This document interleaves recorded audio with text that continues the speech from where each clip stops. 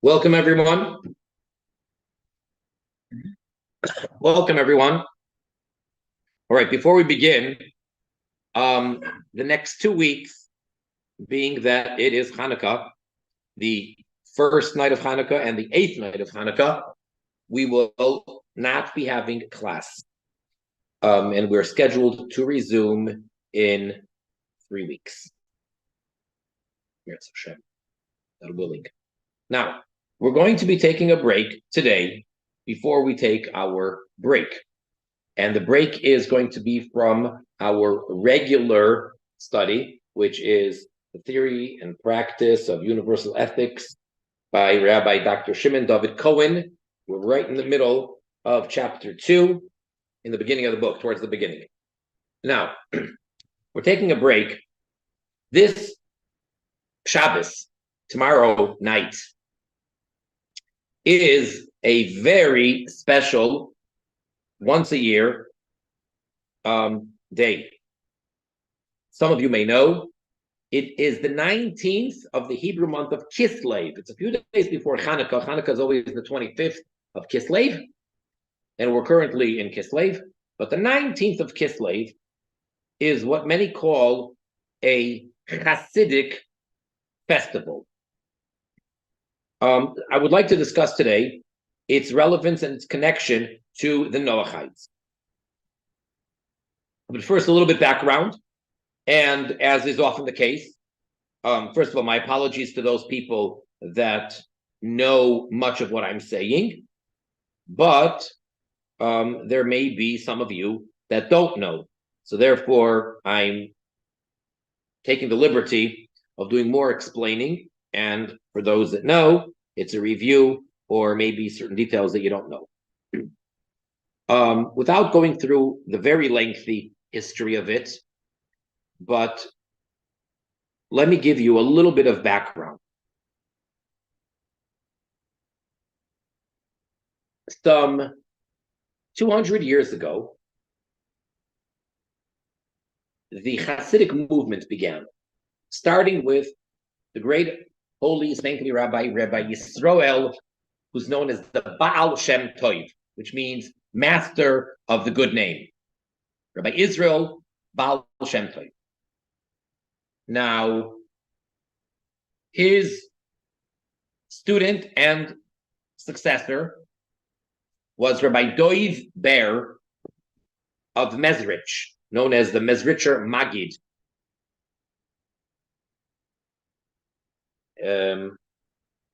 Magid is a preacher. And his main student and successor is Rabbi Shneir Zalman of Liadi. And he had different titles depending on which part of his life, what he was involved in. And in the Hasidic circles, he is known as, in Chabad especially, known as the Alter Rebbe, which is Yiddish for the old rabbi, because he was the first one. He actually founded Chabad Hasidic philosophy. Now, after the Baal Shem Tov, there was only one successor. After the Magid, however, there became many branches of Hasidus. And that is when a lot of different sects and branches of the Hasidic movement began. But myself, as a Chabad, and by the way, Lubavitch and Chabad are interchangeable. Lubavitch is the name of the tiny little outlet, townlet, little village, if you will, where for over 100 years the movement was centrally stationed at. And Chabad is an acronym for knowledge, wisdom, and understanding, which is the basis of the philosophy. But they're interchangeable, basically. Chabad, Lubavitch, Lubavitch, Chabad. Now, the Alter Rebbe, Rabbi Shneir Zalman, which I mentioned relatively often in the classes, he introduced and developed a new approach in a certain way to serving God within Judaism. He humbly claims that his primary seminal work, known as the Tanya, is a compilation of earlier writings of great rabbis, and he just put it together, which of course is true, but you can't take away from him the fact that he established a whole, not just way of thinking, but a way of serving God. And I'm not going to go into that now because that's way beyond the scope of our class. It will take much too long. Let me just oversimplify it and summarize it as follows. According to his approach, ideally, I would say I'm talking to the Jew, but as we're going to soon discuss, that's not the case exclusively. But ideally, throughout the generations, until our generation, his book of Tanya is an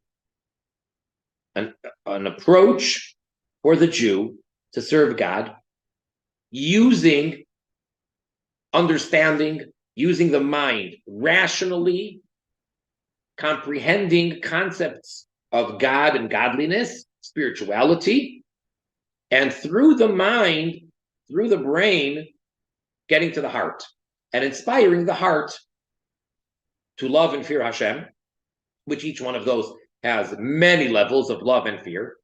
And ultimately, the main thing, of course, is to inspire the person actual practice, to keep all of the commandments that he's supposed to do, to be a good Jew, not to transgress, and to do what he's supposed to do. And it's called Chabad because it starts with the mind. Some people mistakenly think that he's saying that the main thing is the understanding and the mind is more important than the heart. That is not accurate. It's through the mind that we get to the inspiration and we arouse the heart, etc. Now, there are many, many volumes about that, beginning with the Alter Rebbe himself, and then his son and successor, and then on the generations. However, by all means, as I mentioned, the main work is his book called the Tanya, single book with 5 sections. Now, until our generation, I think it's fair to say that Tanya was strictly for Jews. Now, there was a lot of opposition, unfortunately, to the Alter Rebbe. Just a little bit of history. Because he was introducing such a novel idea, and it was definitely very revolutionary, you had great Jews, learned Jews, that were afraid.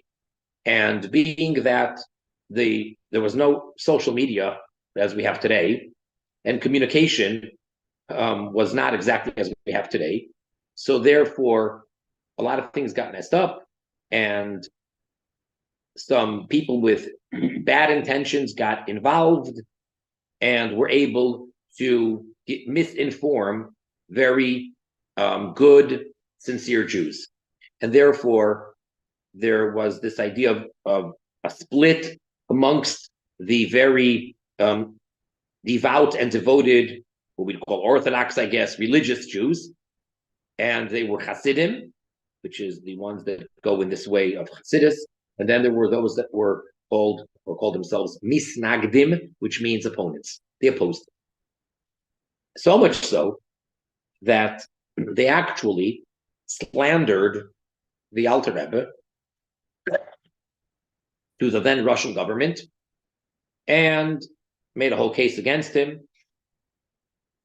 And ultimately, he was arrested and he was imprisoned as a and the accusation and what he had to stand trial for was nothing less than actual treason. I understand talking about a czar, so treason is not a small thing, and it was literally life-threatening. Now, as believers, as religious people, we believe very strongly that nothing happens down here without it having its source and being orchestrated from the spiritual realm. So down here, at least today, it's almost irrelevant what the slander was and who's at fault and why they even said such things. That's the point. Is the way we look at it is that because it was such an important and a great godly revelation and a new breakthrough in Torah, the forces of evil would not allow that, and therefore it was a spiritual Star Wars. The forces of evil were trying to stop it. And as down here, he's on trial with a non-Jewish court, up on high, the heavenly court is trying him and seeing whether the world is to have this revelation or not. And he was in prison for 53 days. And it was very, very scary for his followers, his students, the Hasidim. And it's a very long, detailed story, very interesting story. Kids love to hear all the details. And finally, on the day of the 19th of Kislev, in the year 1798. Yeah, 1798, he was released. And he explains, he wrote a number of letters after his release. And in one of the letters, he describes exactly what he was doing. He was saying psalms, praying, and he was saying a lot of extra psalms every day. And he was in the middle of chapter 55, and he had just said the verse that King David says, that my soul has been redeemed in peace from battle because the many were with me. Okay? So he said that verse, and before he had a chance to go on and say the next verse, they came in and they freed him. So that's the 19th of Kislev. The joy, can't imagine the joy. It became sort of a holiday. We can't really establish a proper holiday nowadays, but it became as much of a holiday as we can do. It's not Hanukkah, it's not Purim, but in the Hasidic calendar, it's a major day. We wear our finest garments. We have a full feast, and we really, really celebrate in many ways, many ways. Now, that sounds like a personal story, or at least for a certain group or sect amongst the Jewish people, but not so. We have a tradition. There's a letter, actually, that the Baal Shem Tov, Rabbi Yisrael Baal Shem Tov, wrote to his brother-in-law, describing fascinating event in his life. He even tells him exactly when it was. It was a particular year on Rosh Hashanah, and he ascended on high. He had a sort of, I guess you could call it, an out-of-body experience. And he describes in detail how he was going up chamber after chamber, going all the way up. And he reached in heaven the chamber of the soul of Mashiach, of the Messiah.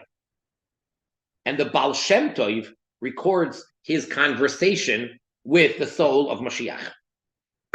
The Baal Shem Tov asks Mashiach, the big question, when are you coming? When is Mashiach going to arrive? And the answer that Melech HaMashiach, that the soul of King Mashiach, gives to the Baal Shem Tov is when your well springs will burst forth. It's based on a verse, but he paraphrased those words. When your well springs will burst forth, meaning the teachings of Chassidus. Now, we in Chabad very strongly believe that Yud Tes Kislev is that point. We have an actual date and a year of that turning point. Until then, the Baal Shem Tov and Reb Dover, the Maggid of Mezrich, and the Alter Rebbe himself were making progress and movement in that direction. Yud-Tes Kislev is the day that Hasidus really began to break through and burst through, and from then on, it only increases and progresses. Generation after generation, Rebbe after Rebbe, leader after leader, until we get to our generation. Now, I want to share with you a short letter, 2 letters actually, that he wrote when he came out of prison. One of them is to his very dear colleague and friend, known as the great righteous Rebbe Levi Yitzchak of Berditchev. He's a very famous, righteous, saintly man. And actually, their grandchildren married, so they became what we call in the Jewish circles machatonim, which means, I don't know, there's not a way to say it really in English, in-laws or, well, whatever you say, the parents of the children or grandchildren. So we have an expression called machatanim, that they're related through their children, or in this case, the grandchildren's marriage.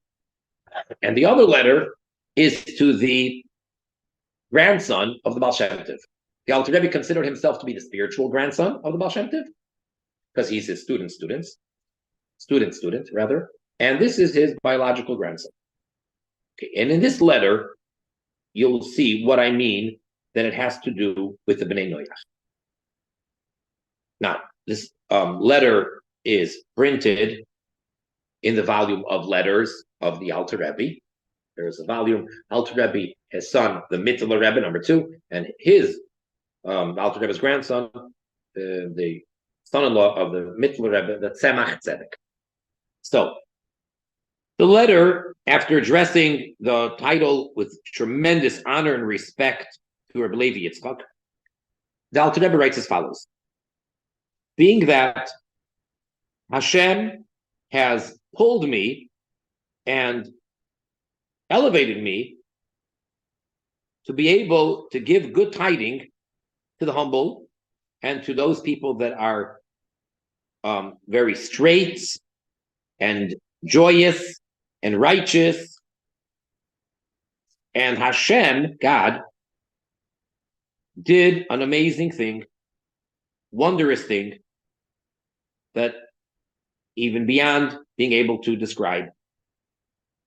Then he says as follows: Ki hifli Hashem, for God has done a wonderful thing, la'asos, to do, ba'aretz, in the land, on earth, v'hifli v'higdil, and wondrous and great, shmoi hagadol v'akadosh, his great and holy name, asher niskadol v'niskadish barabim, which became glorified and sanctified in public. And here comes this part. Ubifrat, and particularly, specifically, be'enei kol hasarim, in the eyes of all of the officers, the ministers, v'chol ha'amim, and all the nations, asher b'chol medinois hamelech, which are in all the countries or all the provinces of the king. Asher gam beineim yipolei hadover, that in their eyes too, it was very wondrous and bewildering. Hafle v'fele, very, very amazing, surprising. V'anu v'amru, and they responded and said, al zois, about this, that this must be from God himself. Wondrous things we saw with our eyes, and this was very, very surprising and wondrous that God has done with us, and there is no other. They came to the realization that there's no other than God. Then he goes on to say, very humbly, who am I that God brought me to this point, and that such a great sanctification of God's name came through me, the lowly of people. And then he says, because the main war over here was to fight against the teachings of the Baal Shem Tov and his disciples and his disciples' disciples. And I had the merit to be in this position and to be the one through which it all came about, and I'm very humbled by this, and so on. Then he concludes, that I need to inform that this day God has made for us on the third day of the week, which is double Kitoiv in creation. It says good twice. The 19th of Kislev, which is the great day of the anniversary of the passing of our holy Rebbe, meaning the Mezid Magid passed away years beforehand on the 19th of Kislev. And when I was reading in Psalms the verse that God has redeemed my soul in peace, before I began the next verse, I came out in peace, and I'm going to conclude with peace from the God of peace. Okay, that's basically his letter. Next letter, which is to his the Baal Shem Tov's grandson, Reb Baruch of Meshibush. It's just shorter, but basically the same idea. And there too, he says that all the nations of the world saw the redemption of God. And again, he stresses the fact that the nations of the world. Now, so there is a talk, a discussion by the Rebbe, Melech HaMashiach, the Lubavitcher Rebbe, Melech HaMashiach. And it's in Lekutei Sichos, volume 25. And he discusses there, and this is actually taken from the Yutas Kislev gathering of 1982 and 83. And officially, that is when he launched the Noachide, 7 Noachide commandments movement and campaign, and has, even though, as we've discussed, he really spoke a lot about it beforehand as well, but when did it officially become campaign and very formal, so to say, was on the 19th of Kislev in the year 1982. And one might wonder, 19th of Kislev, you'd expect him to be speaking to his Hasidim about the importance of Torah study, of prayer, of studying the Tanya, studying Hasidus, and doing all of this internal, very, very deep Jewish stuff, which he does. All of the above is true. But why is he talking about Noachites on the 19th of Kislev? And he actually explained, based, in a sense, on these letters. And he says like this: the 19th of Kislev is not only the redemption for the Alter Rebbe personally, that we already have established, that we always knew. It's not only a redemption for the entire movement. And here comes the novelty of this particular talk. And it's not only a redemption for all of Judaism and for the entire Jewish people. That itself is already a very big statement that many Jews will raise their brow when they hear that. That's not it. Here tells us it's actually very relevant to all of mankind. How so? Well, now that he explained it, it's pretty simple. And it goes as follows. The 19th of Kislev, that redemption, in a sense, is the forerunner of the Messianic redemption, the ultimate, complete, and true redemption. Because, as we mentioned, the revelation and the bolstering and the spreading of Hasidus in the world is what's going to cause Mashiach to come. And it's not just that, oh, well, that's just some cool thing, which we got some information that when this is going to happen, it's going to cause that. No, it actually is cause and effect. Because what's really going to happen, spiritually, a lot of things are going to happen. What's going to happen when Mashiach is completely revealed and the redemption is completely revealed and totally here? So you can give me at least 20 correct answers off the bat, and they're all right. They're all correct. But what's really going to happen is that God Almighty himself will be totally and completely revealed. And we will not only be living a godly life, we will not only be aware of God, much beyond that, much beyond that. We will be one with God. The entire creation will clearly and openly reach its purpose of why it was created, and it becomes totally one with God. Now, that's what happens then. And that is actually explained in Chassidus, how, even before we get to that point, every individual can work on that. And it's the philosophy of understanding the unity of God. And there are a whole bunch of verses in the Torah that say that there's nothing other than God. Okay. But the way that we would understand those statements before Hasidus, for the most part, is there's no other God or deity other than the one and only God. In other words, there's a world, and there are people, and there are nations, and we all need to recognize the Creator, and He governs everything, and He rules over everything, and He is almighty and can do whatever He wants, and He's omni this and omni that. Okay. Comes along Chassidus and says, no. That's just very, very basic. Of course. The truth is much deeper. And it's taking the verse very literally. There is nothing other than God, period. Not that there aren't any other gods. Not that there isn't any other deity. There is nothing else, no existence. And of course, that needs to be understood. What does that mean? And that's what the Tanya is. And then literally thousands and thousands and thousands of discourses and explanations going on and on and on. Many, many, many books, whole libraries. Okay, now, that being the case, that having been said, and it all starts, as we said, with the 19th of Kislev, that means that the ultimate is not just to get every Jew on board. It's not enough to have every Jew study Hasidus or be indoctrinated or accept this viewpoint of the oneness and the unity of God.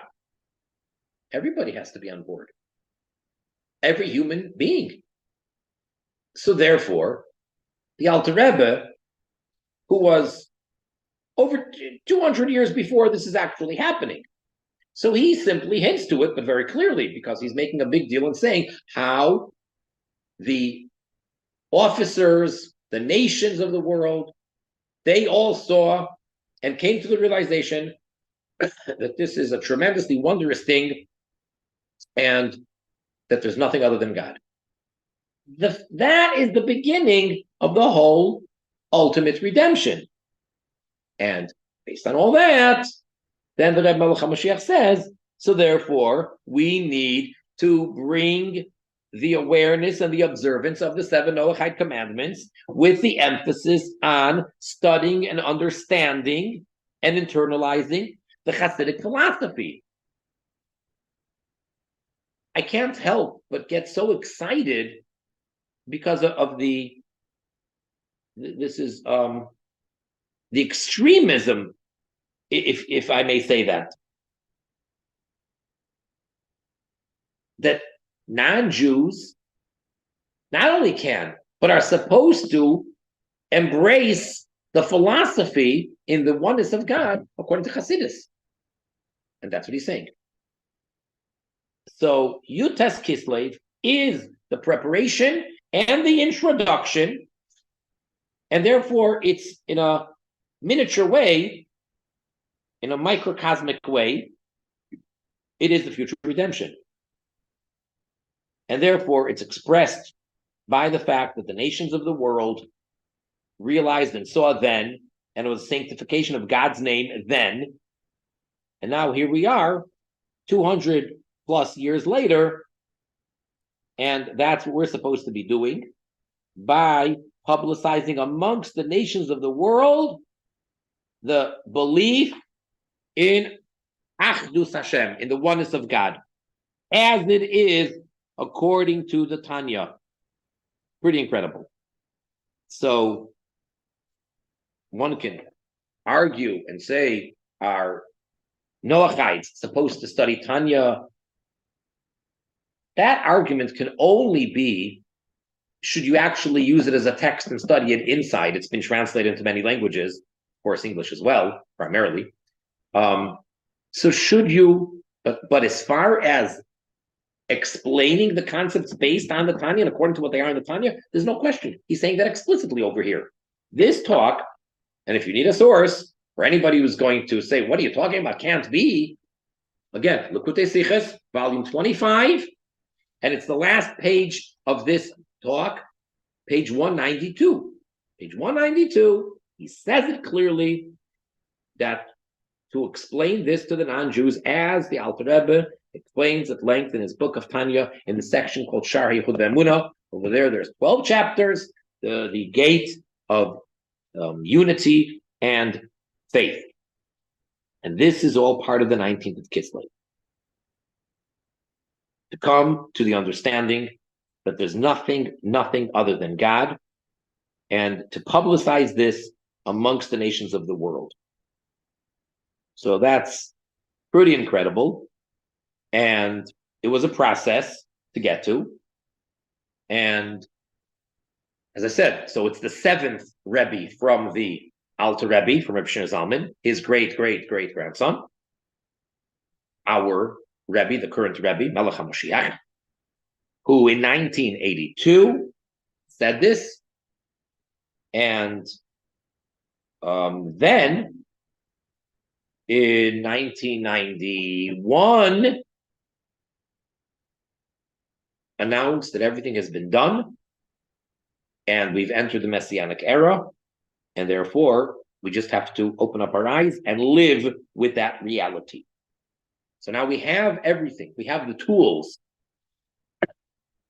And that's why I think it's important for all of you to be aware of the importance of this day, of the 19th of Kislev. Again, he didn't say the non-Jews are supposed to celebrate it, fine.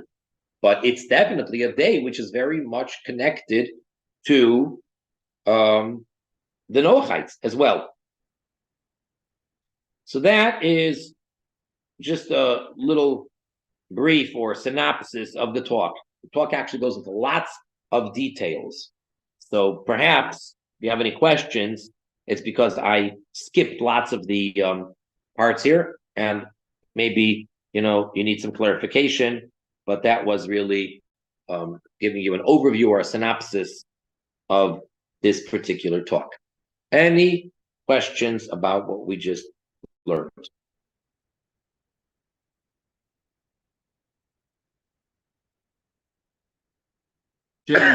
James Costno? James, go ahead. Thank you for that, Rabbi. This week's Torah portion talks about the Sarim and like the angels and the Esav, and I don't know how it works with Esav, but his angel is supposed to be a big deal when it comes to the 70 nations. My point is, it's very interesting that this Torah portion coincides a lot with Yutes Kislev, and in my mind, it just shatters the mount of Esav, you might say. And every single non-Jew that I talk with, when I'm talking to my friends about Hasidus, they love Hasidus. They don't understand maybe some of the aspects of Torah portion and things like that. But when I talk to them about Hasidus, things that I find in Tanya, things that you've taught me through some other things that we've studied, particularly for non-Jews, they love it. Everybody loves Hasidus, and it's a very unifying. I don't know, concept's not the right word, but I just wanted to give that input. Absolutely. I appreciate that. And let me just say this. In many of the talks of Yutes Kislev, he connects them to the weekly portion, which in this case is Vayishlach, as you mentioned. And what you said is actually footnote number 8, sort of. But before we get to that, what does he say in the Sicha itself? So in the essay itself, in the talk itself, where do we find the concept of the 7 Noach commandments in this parsha? Well, very simple. There is the episode of the kidnapping and the raping of sister Dinah, right? The girl amongst all the boys, Jacob's daughter, Dinah. She was about 8 years old at the time. And the prince, the son of the head of that area, Shechem, kidnapped her and raped her and held her as hostage and told his father he wants to marry this young lady. So then his father went to Jacob and he said, my son has a proposal. He'd like to marry your daughter. And after he did that, he wants to marry her. And so when her brothers heard about this, they were very obviously and understandably outraged. So they came up, they devised a plan. And it's all in detail in the Torah portion. And they told him that we're ready to do that. We'll let you marry our daughters and we'll marry your daughters. We'll intermarry with you. There's only one problem. And they told him that having a foreskin, we consider that extremely disgusting. This is after we've been circumcising since God told Abraham. So we need to have all of your males circumcised, and then we'll be fine. So they now have to go back and convince everybody. So the head of the place and his son had a big meeting in City Hall, and they told everybody this family is great because they have so much.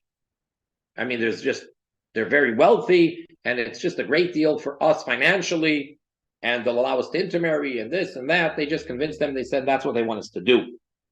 And they agreed.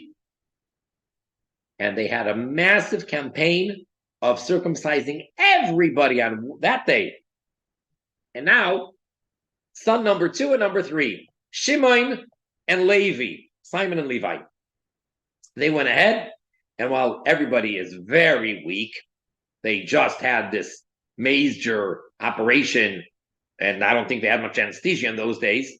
So they're lying there, and on the 3rd day, which traditionally is the most intense, they went out and they killed the entire Shechem. They killed everybody. So the question, of course, is how they do that. So a lot of discussions about that. The commentaries talk about it, and there are a number of sikhs about it. And basically, it's because all those people deserved the capital punishment for transgressing the Noachite commandments. How so? Well, the kidnapper himself, that's understood. Stealing is against the Noachite commandments. Okay, so he is to be punished by death. And as we know, one of the Noachite commandments is dinim, having a judicial system to uphold the 6 commandments. They failed to do that. They did not take their prince to task, and they didn't kill him as he should have been killed. So simply for stealing, forget about what else he did to her. Simply for kidnapping, he should have been put to death.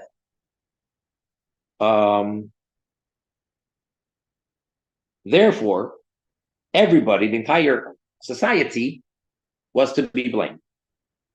Okay, that's in short between the Rambam and the Ramban, Maimonides and Nachmanides, how it's explained. So therefore, they killed him. In other words, it has to do with the 7 Noachite commandments. A major part of this parsha, such a dramatic story, was because they didn't keep the 7 Noachite commandments. But now, footnote 8, he says as follows. In addition to the general connection that the 19th of Kislev redemption has to our Torah portion, that it speaks about the salvation and the redemption of Yaakov from Esav, Jacob from his brother Esav. More than that, as you mentioned, the verse says that you have fought with Elikim and with Anoshim, and you were successful. Elikim is generally a word we use for something godly. What that is referring to, it is the spiritual minister, the spiritual angel of Esav, and that Jacob got him to agree that the blessings of their father, Isaac, belonged rightfully to Jacob. So yes, as you said, Bob, James, we do see the connection to the Parsha. That's just one point. Anyone else?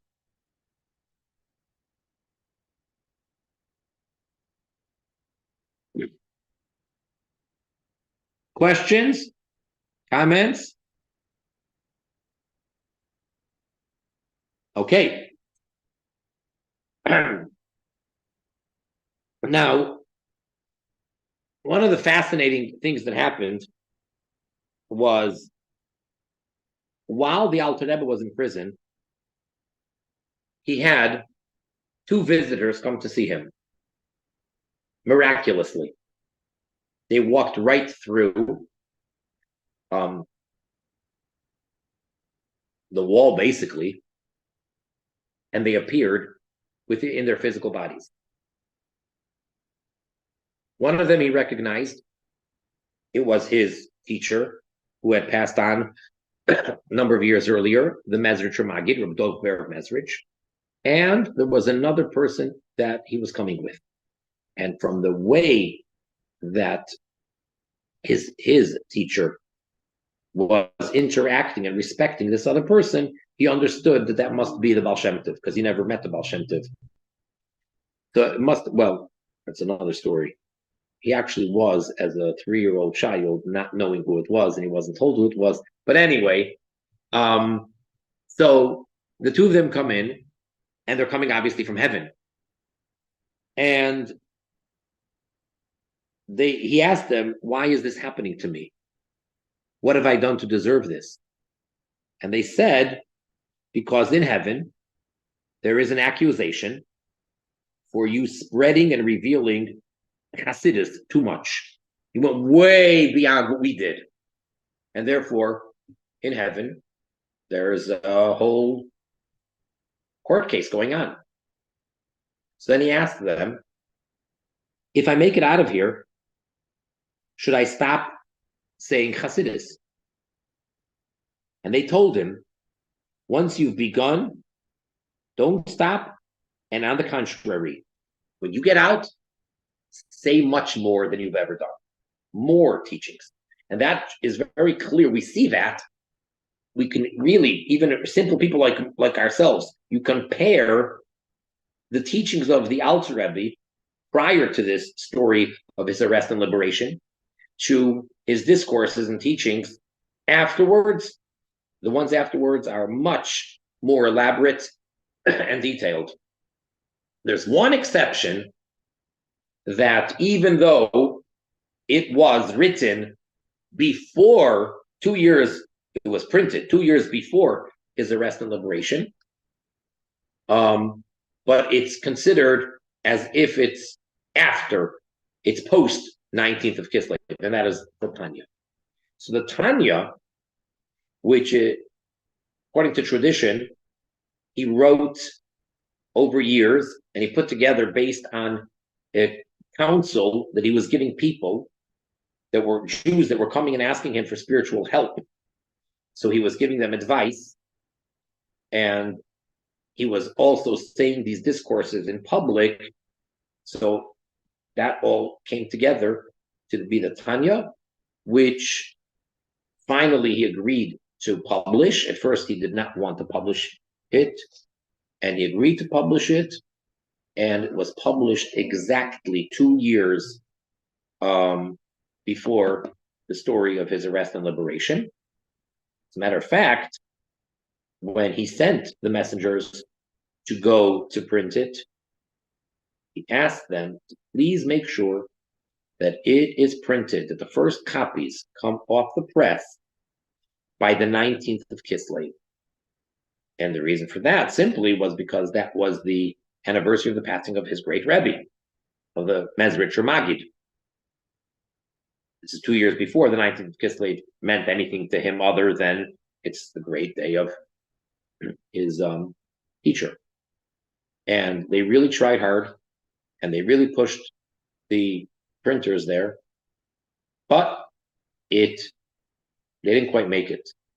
They tried and tried and tried. One day off. The 20th of Kislev is when the first Tanyas came off the press. And then they rushed to bring the first ones to the Alter Rebbe. So they grabbed, first boxes and boxes, loaded it up, and traveled. They arrived a few days later in the middle of Hanukkah. And the first question he asked them was, what day was it printed? Of course, they have to say the truth. So they said it was the 20th of Kislev. And he then said 3 times, 20th of Kislev, 20th of Kislev, 20th of Kislev. And when he came out of prison on the 19th of Kislev, 2 years later, so when they took him to the Chassid, to one of his followers who lived then in Petersburg. Most Hasidim didn't live in Petersburg. He lived in Petersburg, and the Hasidim already heard that the Alter Rebbe is being released. So there was a big gathering, and they're ready to celebrate. And the mistake happened, so to say. And instead of taking him to the Chassid's home, his apartment, he ended up in one of the opponents to Hasidus, one of the people that were on the side of getting him in the first place into his incarceration. He ended up there. And once he came in, and the person realized who he has in his possession, he interrogated the Alter Rebbe and tormented him for 3 hours. Later on, the Alter Rebbe made a comment that those 3 hours were worse than the 53 days in prison, because perhaps it has to do with this is a fellow Jew, this is an observant person, whereas when it's the government, but here, and he was asking him all sorts of questions. And finally, the Hasidim were wondering what is taking so long. It shouldn't take so long to get from the jailhouse to here. And finally, they figured out maybe better. So they went upstairs and listened, and they heard, in fact. So they banged on the door. They came in and they were fuming, and the Alter Rebbe held them back from taking any action. And he said that it's very important always show gratitude. And being that this was my host, he gave me a cup of tea. Therefore, I have to show my gratitude, and don't anybody harm him. So then they left, and then they began to party and celebrate. And therefore, to this day, we celebrate as a double day. It's the 19th and 20th of Kislev. We make celebrations, and the prime time that we celebrate is the night between the 19th and the 20th. We know that the Jewish calendar, the date always changes at nightfall. Shabbos begins at nightfall, ends at nightfall, the date changes at nightfall. So it's actually the night of the 20th, which is after the 19th and going into the 20th, which is the main time that we celebrate. That's just a little bit of what was going on over there, the story that was happening over there.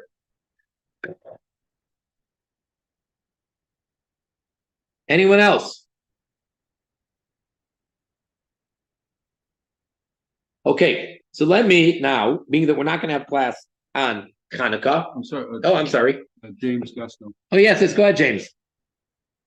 All right, Rabbi, real quick. So getting a non-Jew to study Hasidus, which book would you recommend in the Tanya first? And would there be a progression? According to this Sikha, I'm pretty confident that it should be, even though it's like diving into deep stuff, and for learned Jews, it's like heavy duty. But I would say Shar HaYichud VaEmunah, the gate of unity, and faith, which is the second section of the Tanya. 12 chapters, the second section of the Tanya. There are easier, things in Hasidus, but this is really what we're talking about. That that Noachites should understand this level, this intensity of the unification of God's name. And and again, as much as this sounds radical or as a breakthrough, so does what I keep on going back to often in volume 26, that footnote that the Chidah told this very sincere non-Jew to say the Shema every morning and every evening. And again, you tell that to somebody, say, hey, but look, the Chidah says so. He told him to say Shema Yisrael, Hero Israel. The Lord is our God, the Lord is one. So, and basically, the Tanya, that section of the Tanya actually is based on that verse. He starts off just before chapter 1 begins. There's like a line and a half of fine print that the Alter Rebbe wrote, and he says that what we're about to study is in order to understand a little bit of that which it says in the Zohar, that's Kabbalah, that Shema Yisrael, that verse, is called Yehuda Ilah, the higher level of unification of God. And then the next part that is not written in the Bible, in the Chumash, but we do insert it silently, and we whisper, Baruch Shem Kivod Malchus Elolam Vad, blessed be the name of his glorious kingdom forever.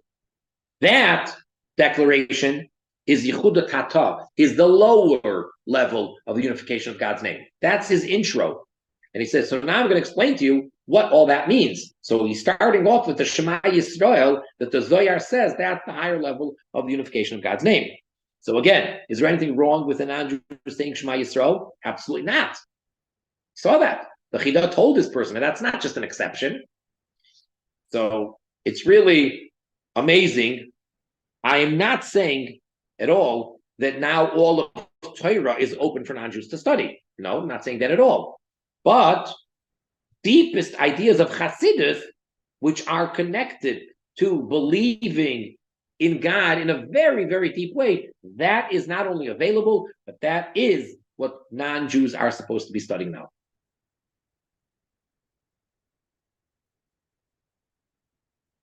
Thank you very much. I appreciate it. Anyone else?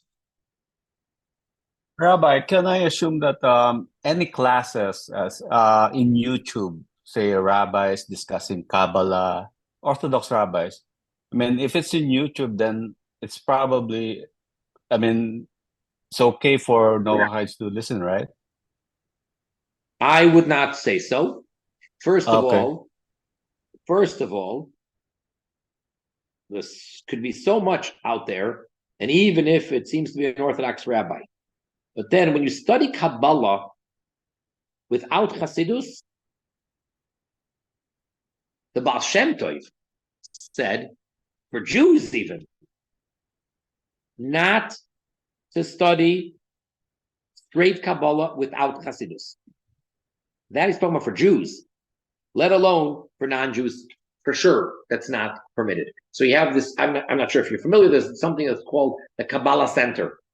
I mean, years ago, this actress Madonna, she got into it, and that made a lot of fame.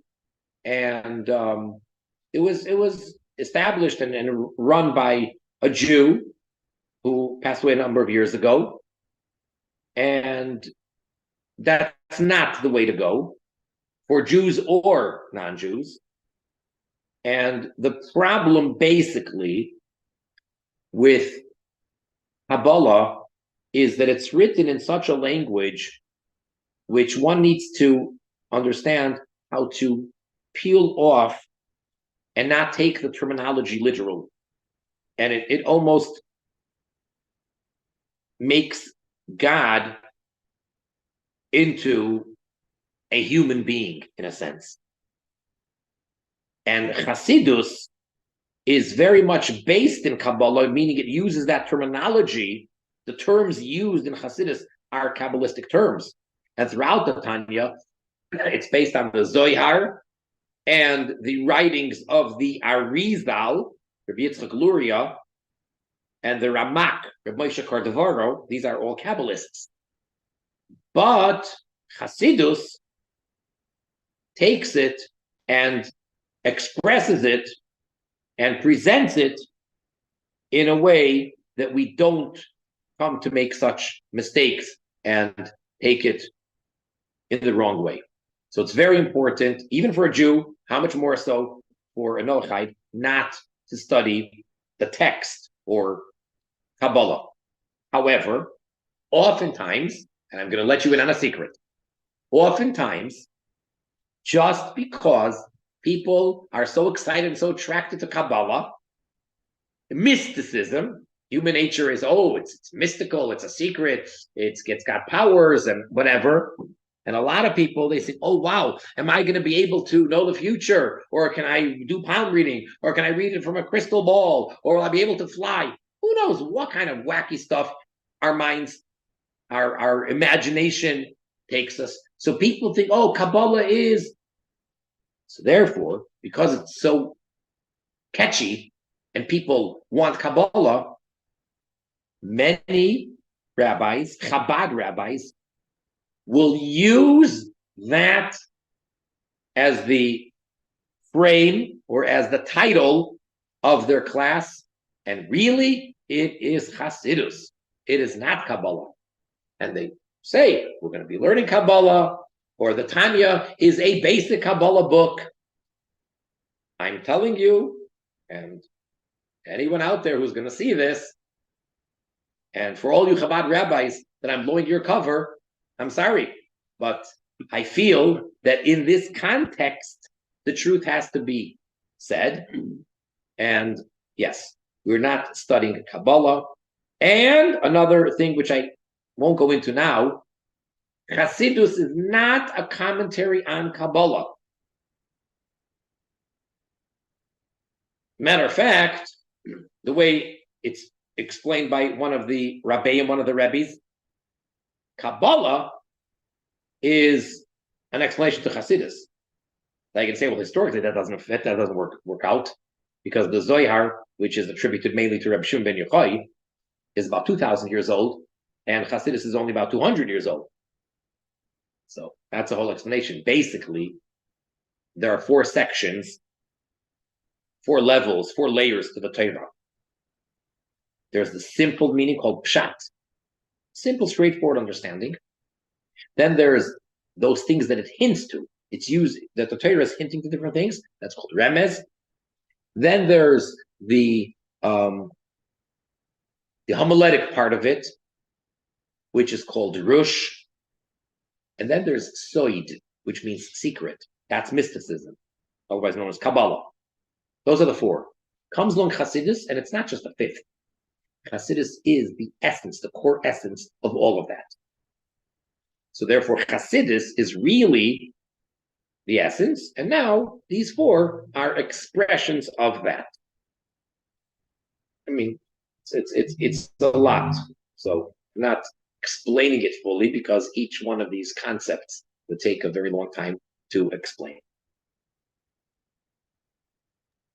Yeah, thank you, Rabbi. I think no one just teaches practical Kabbalah or magic Kabbalah. I mean, it's just about moral behavior, being close to God, something like that. I mean, most of the Kabbalah, yeah.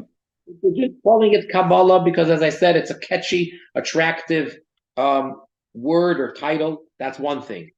But if they're actually, teaching straight Kabbalah, that's not what we're talking about. Aaron? Yeah, Aaron? yeah, I'm here. So when I'm listening to you, I'm remembering my journey with this, because when I first started over 35 years ago studying Judaism, it was through Kabbalah study. And I stumbled on a book that had a lot of stuff about Kabbalah in it. And I started ordering books online and from everywhere I could because I wanted to learn about this mystical thing that I'd been reading about because it's something I'd never seen before. And one of the things that happened I came into contact with the Kabbalah Center that was in Chicago, and they began sending me books. And they sent me dozens and dozens of books. And I read these books and I started getting the understanding of certain things, but I didn't really understand them. So when I started getting confused by it, and I contacted a rabbi. That's when I met Rabbi Scheinman. And he told me, don't worry about those things. You can just read something wholesome. Read the Torah itself. And then he began to bring me writings by the Rebbe, and I began to read those. And after that, when I came to Chicago, he introduced me to Rabbi Benkiyun, who was holding Tanya classes. And they invited me to the Tanya classes at the show. And ever since then, I've been learning the Tanya through the classes that are offered with Chabad. So I get what you're saying because I went through that process. Out of curiosity, what do you remember? What does Rabbi Ben Chayun call his Tanya classes? Tanya or Kabbalah? Tanya. Very good. Okay. But even if you would call it Kabbalah, I know that would just be, as I explained, in order to get people. Well, I studied also the Chabad of Northwestern, and they called it Tanya too. Okay, good, good.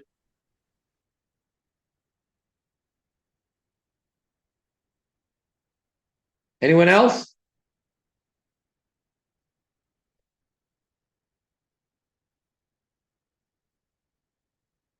All right.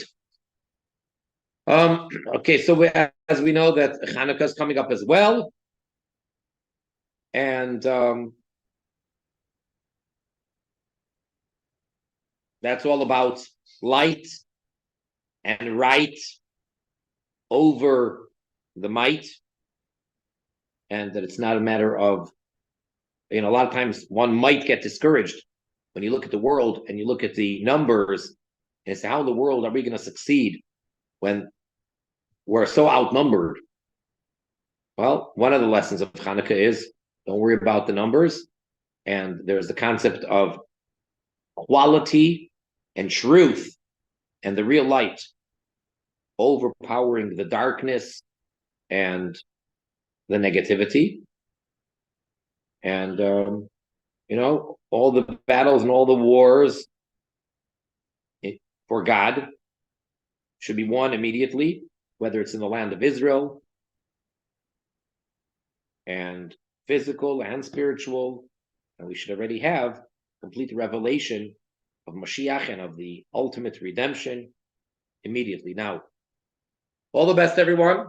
And we're scheduled to resume in 3 weeks, whatever date that comes out to be. Okay, be well, everybody. Thank you Thank very you, Rabbi. much. Thank you, Thanks, Rabbi. Rabbi. Thank you, Rabbi.